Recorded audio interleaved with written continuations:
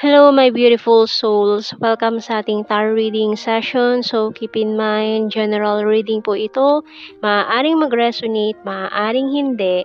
Kunin nyo na lang po kung para sa inyo and leave the rest. Maaaring mag-shift the energies or magkabaliktad ang sitwasyon natin, kaya kayo na pong bahala kung saan kayo nakalugar sa reading natin. So, let's see.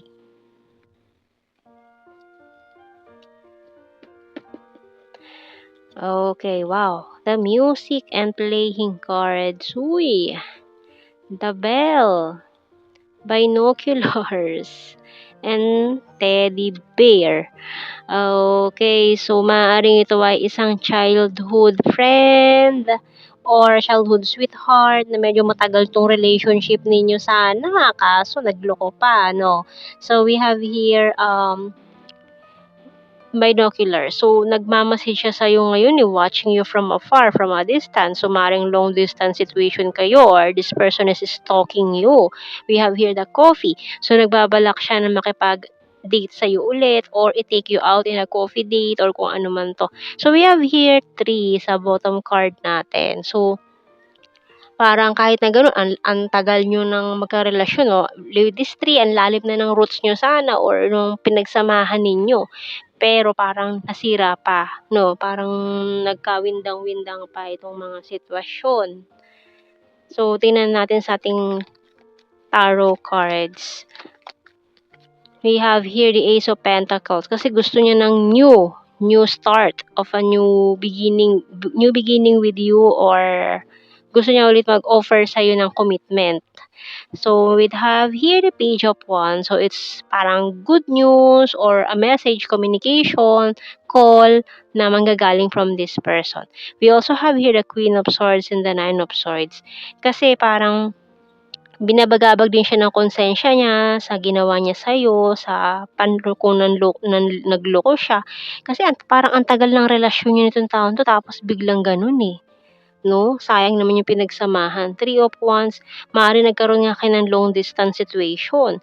Maaaring natukso siya sa iba dahil nagkalayo kayong dalawa physically, kaya parang na-attract siya sa iba.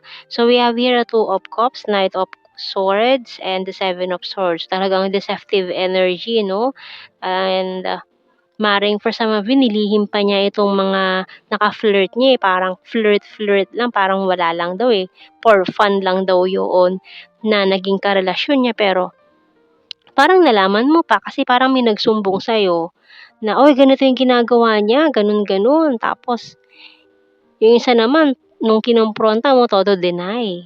Ayun, Ten of Swords, talagang betrayal energy, eh. Nakakaloka. So, tingnan natin sa ating message ng archangels. We have here Outdoors by Archangel Jophiel. Go outside, get some fresh air, and connect with nature to relieve stress and gain new creative ideas. So, mamasyal-masyal ka muna. Mag-grounding-grounding ka muna. Connect with nature para ma-release mo itong mga toxins na ito, mga negative energy na ito na nasagap mo from this toxic person. So, talaga kasing ang dami niyang ginawang hindi maganda sa'yo, eh, no? Parang gusto niya ulit na bigyan mo siya ng chance pero parang siyempre nasa sa'yo na yun. With bottom card natin, Divine Order by Archangel Raguel. Everything is how it needs to be right now. Look past the illusion and see underlying order. So, nagkakaayos naaayos na itong buhay-buhay mo. So, hahayaan mo ba na guluhin ka na naman nitong taong 'to? Kasi parang nakaka-get over ka na sana, eh, parang nakaka-move on ka na from this trauma. Tapos ito na naman siya, parang nagpaparamdam na naman 'tong trauma mo, eh, from the past 'no. Eh, ang sakit niyan sa ulo. So, tingnan natin sa ating tarot messages oracle cards. We have here, I'm stubborn but practical. Can I call you? You excite me. So, ayan, talagang tatawag 'to sa'yo, eh. Parang connected na naman tayo dito kasi ang dami na namang past energies na nagpaparamdam bago matapos ang ghost month kasi gano'n talaga. Marami talaga magpaparamdam. So, you're so hot. It hurts so badly. caught in the middle, waiting for you, and willing to take the risk. So, yung bottom card, you're so sweet and caring. Kasi nga namimiss ka daw niya eh. Yun ang ipang-ano niya sa'yo para makuha ulit yung loob mo. Namimiss ka niya, ganun. So, papasweetan, mas papabebe, mga ganun. Para makuha niya ulit yung tiwala mo, yung attention mo. Meron tayong letter K. E, B, kuya dapat kebs na lang eh, huwag na natin pansinin. X, huwag nang pansinin yung mga ganong klase ng tao. Letter F, kung alam mo namang walang patutunguhan or walang mabuting idudulot ito sa iyong buhay. So, eliminate na natin yung mga toxic na yan. Eliminate toxic persons, toxic events, toxic environment. U and Q. Ayan. So, yung bottom card, letter G. And tingnan natin sa The Hidden Truth Oracle cards natin. I feel you even though we are apart. I'm so attracted to you. You don't know how hard it was to let you go. So magdadrama pa siya. Dadramaan ka pa nito. We both know I'm not the one for you. I want to be more than friends and I know I was a distraction from your pain. So siguro nung nagkahiwalay kayo, parang sinabi mo na lang siguro na kahit sobrang tagal na pinagsamahan nyo is pwede pa rin naman kitang maging kaibigan kasi sobrang tagal na pinagsamahan natin, parang ano, 'di ba? Parang ano na lang. Ayan, parang consolation prize, 'di ba? Kasi sobrang tagal na pinagsamahan ninyo, parang nakakapanghinayang nga naman na gano'n natapos. So, ayan, puwede pa rin namang i-offer yung pagiging friends mo dun sa taong 'to, pero gusto pa rin niya talagang mangulit sa'yo. I left you before you could leave me. Oh, 'di ba? Kasi inisip niya gagawin mo daw 'yun kaya inunahan ka pa. So, tingnan natin sa ating blue card, engagement. So, maaaring naging engaged na kayo nitong tanto kasi sobrang tagal na naging relationship niyo. We have passion and commitment. Kaso wala, sinayang niya yung opportunity, sinayang niya 'tong pagkakataon na 'to, eh.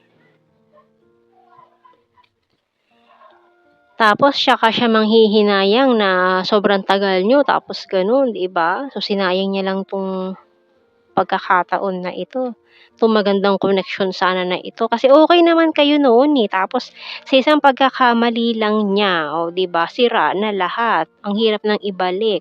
So, tingnan natin general signs and the messages. We have here Wands is fire sign, Aries, Leo, Sagittarius. We have here rainy season. January, patience please. Past person, city. Attractive, talented, and city. Has a dirty sense of humor, high expectations, quiet person. March and beach. June and amazing. Trustworthy, kasi sinira niya na yung tiwala mo eh. Runner card, very loyal. Taurus, soulmate, number 2, perfect smile, ex-lover, sexy body. Ayan 'no, itong mga tinago niya, marami siyang mga naka-chat, nakausap, naka-flirt, ayan. And crazy for you. Shy at first, the mountain card, and coins. Earth sign, Taurus, Virgo, Capricorn. Ayan o, Earth sign, Taurus, Virgo, Capricorn again. So, yan ang ating reading, my beautiful souls. Thank you for watching. Take care and God bless. See you in our next reading, guys. Bye-bye.